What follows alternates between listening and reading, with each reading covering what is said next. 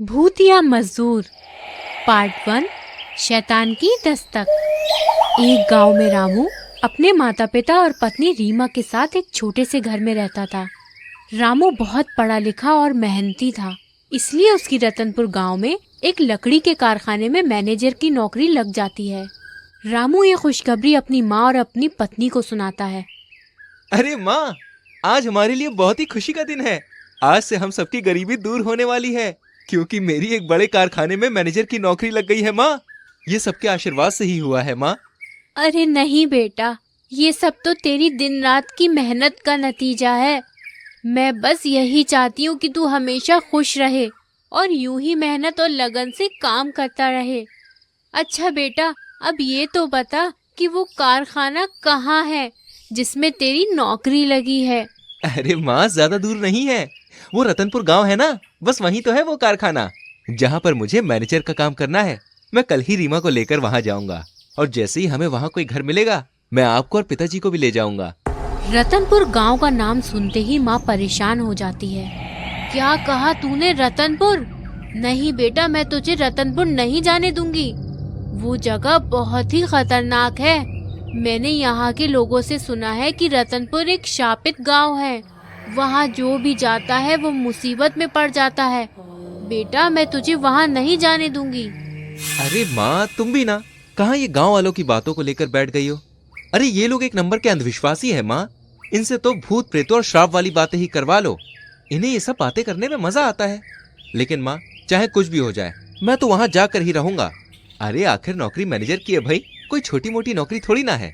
ठीक है बेटा, अगर तुम्हारा जाना इतना ही जरूरी है तो तुम जाओ, लेकिन याद रखना उस गांव से पहले एक काली माता का मंदिर पड़ता है।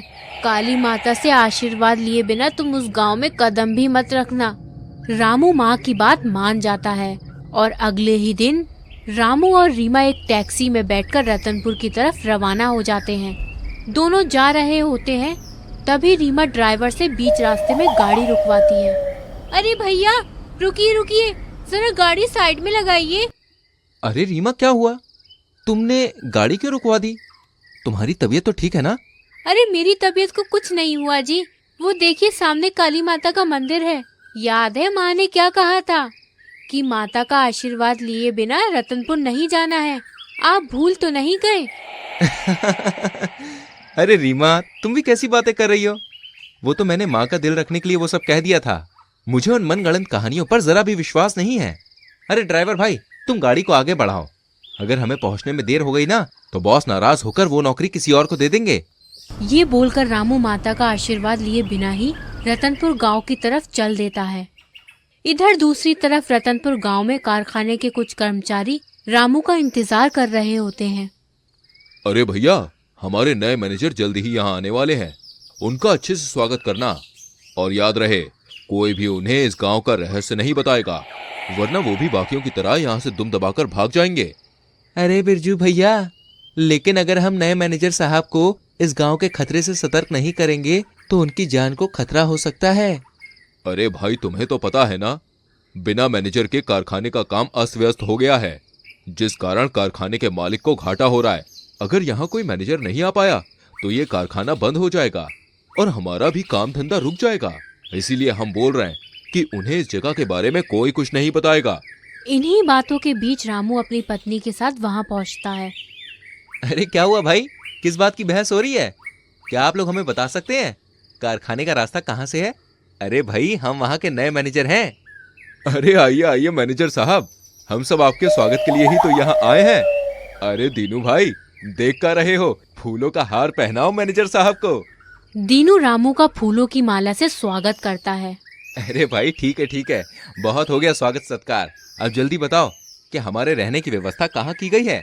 अरे साहब, आप हमारे साथ चलिए, हम आपको आपका नया घर दिखाते हैं। बिरजू रामू की रहने की व्यवस्था कारखाने के पास एक घर में कर देता है। इधर दूसरी तरफ दीनू सभी लोगों को समझाता है। अरे भैया, तुम लोग को तो पता है ना कि बिरजू कितना लालची आदमी है। वो अपने फायदे के लिए मैनेजर साहब की जान को खतरे में डाल रहा है, लेकिन हम ऐसा नहीं होने देंगे। हम कल मैनेजर साहब के घर जाकर उनको सारी सच्चाई बता देंगे ताकि वो अपनी जान बचाकर यहाँ से चले जाएं। सभी लोग दीनू की बात पर हामी भरते हैं। फिर रात के समय जब रामू और रीमा अपने कमरे में सो रहे होते हैं, तभी दरवाजा खटखटाने की आवाज आती है। अरे ये इतनी रात गए कौन आ गया है? जरूर ये बिरजू ही होगा, सुबह से ही मेरी चमचागिरी कर रहा है। अरे रीमा, एक काम करो, तुम जाकर बिरजू को बोल दो कि मैनेजर साहब अभी सो रहे हैं, कल मिलेंगे, जाओ। ठीक है जी, मैं अभी उस बिरजू को भगा के आती हूँ। रीमा कमरे से बाहर आकर दरवाजा खोलती है, लेकिन बाहर कोई नहीं होता। अरे ये क्या, यहाँ तो कोई नहीं दिख रहा। फिर ये दरवाजा कौन खटखटा रहा था? लगता है ये गांव में से ही किसी की शरारत होगी। खैर छोड़ो, मुझे तो बहुत नींद आ रही है, मैं तो चली सोने। रीमा दरवाजा बंद करके वापस जाने ही वाली होती है, तभी उसे फर्श पर किसी के बड़े बड़े पैरों के निशान नजर आते हैं। ये देखकर रीमा घबरा जाती है। अरे ये इतने बड़े पैरों के निशान किसके हैं? ये निशान पहले तो यहाँ नहीं थे। रीमा ये सोच रही होती है, तभी अंदर कमरे में से रामू की चीख सुनाई देती है। रीमा भागती हुई कमरे में आती है। रीमा देखती है कि रामू तो अपने बेड पर सो रहा है। रीमा रामू को उठाती है और उससे पूछती है, अजी क्या आप मुझे डराने की कोशिश कर रहे हैं? अरे रीमा, ये तुम क्या बोल रही हो? मैं क्यों तुम्हें डराने की कोशिश करूंगा भला? तो फिर आप इतनी जोर से क्यों चीखे? और जब मैं कमरे में आई तो आप सोने का नाटक करने लगे। अरे पगली, मैं तो बहुत समय से यहाँ सो रहा हूँ। देखो तुम मुझे डिस्टर्ब मत करो और चुपचाप सो जाओ। ये सुनकर रीमा आश्चर्य में पड़ जाती है और सोचती हुई वापस सो जाती है।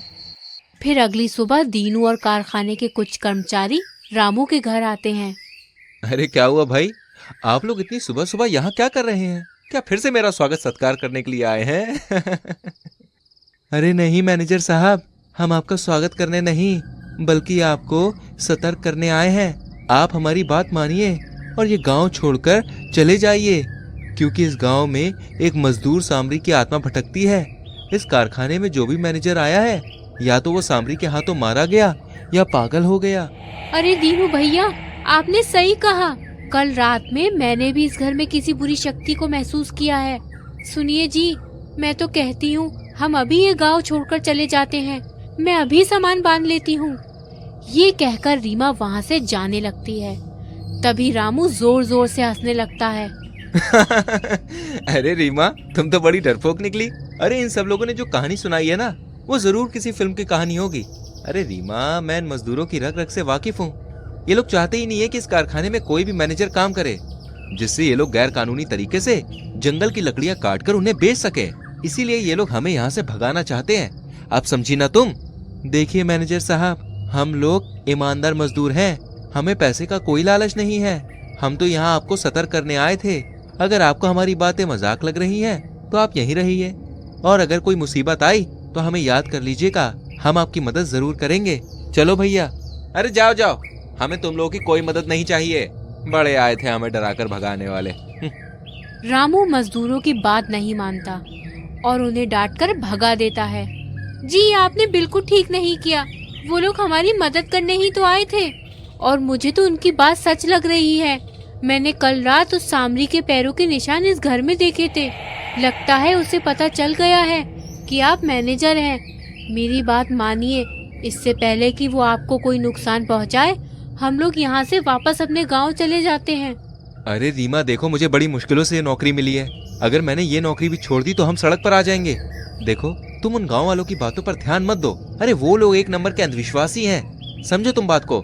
इस तरह रामू रीमा को समझाता है और वो रामू की बात मान जाती है। लेकिन उसे पता होता है कि कल उसने जो कुछ भी देखा वो सब सच था, इसलिए उसके मन से सामरी का डर नहीं निकलता। अब ऐसे में सवाल उठता है, क्या रीमा के मन से कभी सामरी का डर निकल पाएगा? क्या रामू कभी रीमा की बातों पर यकीन कर पाएगा, या सामरी मजदूर की आत्मा रामू को भी मार देगी? इन सारे सवालों के जवाब जानने के लिए भूतिया मजदूर का पार्ट 2 देखना ना भूलें, जो जल्द ही आने वाला है। रामू सुबह सुबह काम पर जाने के लिए तैयार हो रहा होता है। अरे सुनती हो, जरा मेरा नाश्ता तो लगाओ, मुझे कारखाने जाना है। अरे आज मेरा पहला दिन है वहाँ। अगर मैं आज ही लेट हो गया तो बॉस नाराज हो जाएंगे मुझसे। ठीक है, ये लीजिए आपका नाश्ता। अच्छा सुनिए जी, आप तो ये गांव छोड़कर जाने वाले नहीं हैं, इसलिए मैं आपके लिए पंडित जी से ये काली माता का ताबीज लाई हूँ। आप ये पहन लीजिए, काली माता आपकी हर बुराई से रक्षा करेंगी। ठीक है रीमा, तुम्हारी खुशी के लिए मैं ये ताबीज पहन लेता हूँ। अब मैं अपने काम पर चलता हूँ, तुम अपना ख्याल रखना। ये कहकर रामू कारखाने की तरफ जाने लगता है, लेकिन उसके साथ आगे क्या बुरा होने वाला है इसका उसे कोई अंदाजा नहीं होता। रामू अपने रास्ते चल रहा होता है, तभी सामरी का भूत वहां आ जाता है और रामू का पीछा करने लगता है। भूत जमीन के अंदर चला जाता है। रामू को चलते चलते ऐसा लगता है कि जैसे जैसे वो आगे बढ़ रहा है जमीन के अंदर धंसता जा रहा है। रामू वहीं रुक जाता है और बचाओ बचाओ चिल्लाने लगता है। बचाओ बचाओ। रामू की आवाज सुनकर गांव का एक व्यक्ति नंदू वहां आता है। अरे का हुई कवा भाई, ऐसन काहे चिल्लावा तो? अरे कौनो तकलीफ है का? हम डॉक्टर को बुला के लाए का? अरे दिख नहीं रहा है क्या? मैं जमीन के अंदर धंस गया हूँ। अरे भाई, हमें तो तुम जमीन के बाहर दिखाई दे रहे हो। लागत है तुम पगला गए हो। रामू जब आसपास देखता है तो वो जमीन के ऊपर ही होता है। अरे ये क्या? मैं तो जमीन के बाहर हूँ। लगता है मुझे भी रीमा की तरह वहम होने लग गया है। ये सब रीमा की संगत का असर है। रामू वहाँ से जाने लगता है, लेकिन सामरी का भूत साए की तरह उसका पीछा करने लगता है। रामू जैसे तैसे करके कारखाने पहुँचता है। वहाँ लकड़ियों का सामान बनाने का काम चल रहा होता है। रामू सीधा अपने बॉस मनोज के पास जाता है। बिरजू भी वहीं पर मौजूद होता है। अरे मैनेजर साहब, आइए आइए, हमारे बॉस आप ही की राह देख रहे थे। तुम तो बिल्कुल सही समय पर पहुंच गए। चलो अच्छा है। अब मैं तुम्हें तुम्हारा काम समझाता हूँ। तुमने तो देखा ही होगा, हमारे कारखानों में लकड़ियों के सामान बनाए जाते हैं। लेकिन मैं तुम्हें बता दूं, ये लकड़ियों का सामान बनाना तो बस दिखावा है।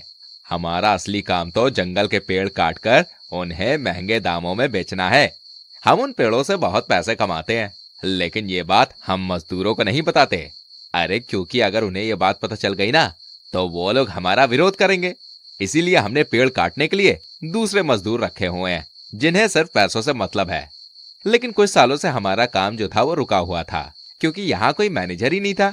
लेकिन अब तुम आ गए हो, तो तुम्हें पेड़ों को काटने का काम करवाना है, जिसके बदले मैं तुमको बहुत सारा पैसा दूंगा। रामू मन ही मन सोचने लगता है, अरे ये काम तो गैर कानूनी है, लेकिन इस काम में बहुत सारे पैसे भी हैं, और मैं तो यहाँ सिर्फ पैसे कमाने ही आया हूँ। चलो अच्छा है, कम समय में ज्यादा पैसे कमाने का यही सही तरीका है। ये सोचकर रामू काम करने के लिए तैयार हो जाता है। चलो भाई, ये तो अच्छी बात है कि तुम काम के लिए मान गए। अब जाओ, बिरजू तुम्हें काम की जगह दिखा देगा।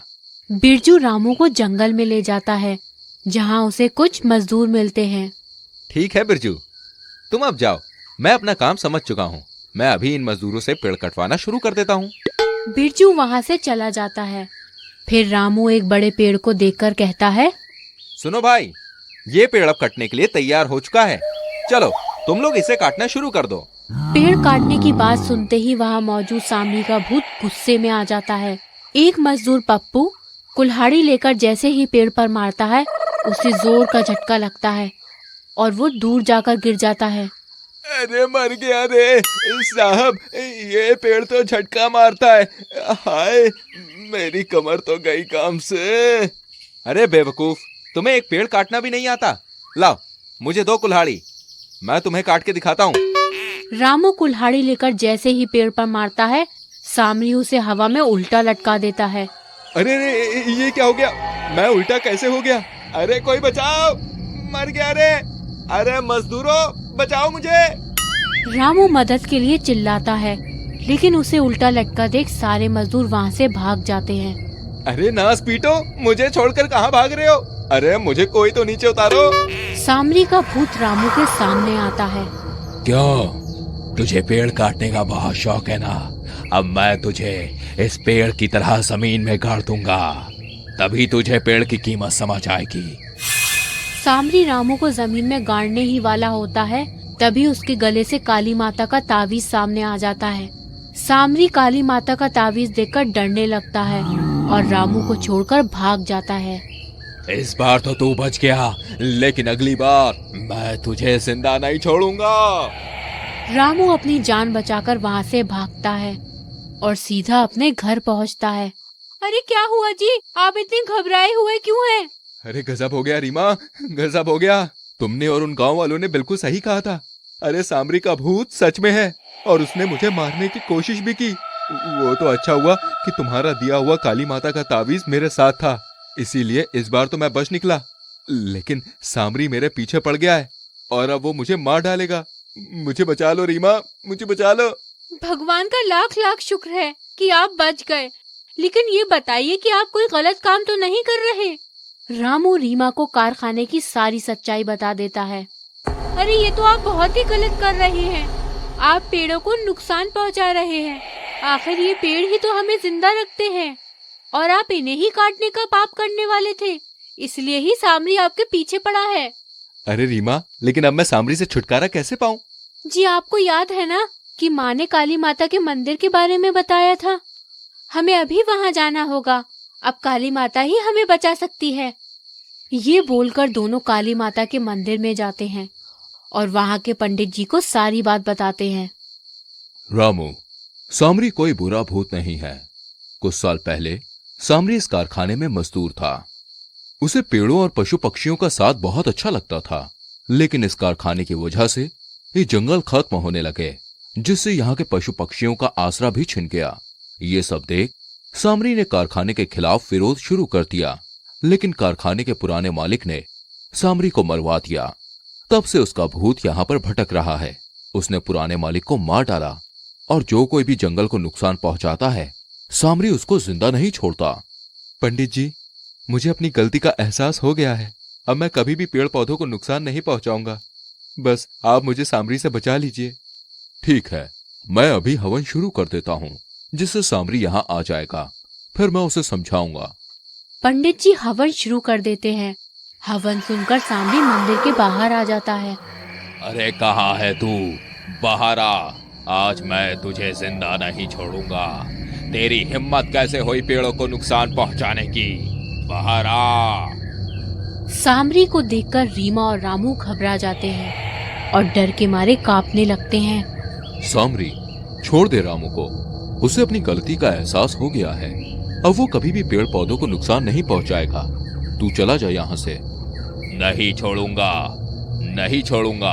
अगर मैंने इसको जिंदा छोड़ दिया तो लोगों में मेरा डर खत्म हो जाएगा और इसके जैसे और भी लोग यहाँ पेड़ काटने आ जाएंगे। सामरी, देखो, अगर तुम मुझे जिंदा छोड़ दोगे तो मेरे पास जो इस कारखाने के मालिक मनोज के खिलाफ सबूत हैं, वो मैं पुलिस को दे दूंगा, जिससे वो पकड़ा जाएगा और ये कारखाना भी हमेशा के लिए बंद हो जाएगा।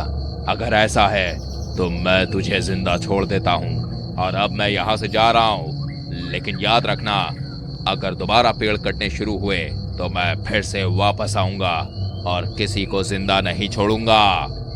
ये बोलकर सामरी वहाँ से गायब हो जाता है। उसके बाद रामू पंडित जी का धन्यवाद करता है और वहाँ से चला जाता है। और अगले दिन ही रामू पुलिस को सारे सबूत दे देता है। पुलिस कारखाने को बंद करवा देती है और पेड़ों की कटाई पर रोक लगा देती है। पेड़ पौधों से ही हमारी पृथ्वी का अस्तित्व है। अगर हम इन्हें नष्ट कर देंगे तो हमारी पृथ्वी भी नष्ट हो जाएगी। इसलिए पेड़ पौधों को बचाइए और पृथ्वी को हरा भरा रखिए। हाँ, मजा आया ना कहानी देख के? तो जल्दी से हमारी वीडियो को लाइक करो और शेयर करो। और ऐसी और कहानियाँ देखनी है तो चैनल को सब्सक्राइब करो और हाँ, घंटी को दबा देना। मिलते हैं एक और कहानी के संग। ख्याल रखना।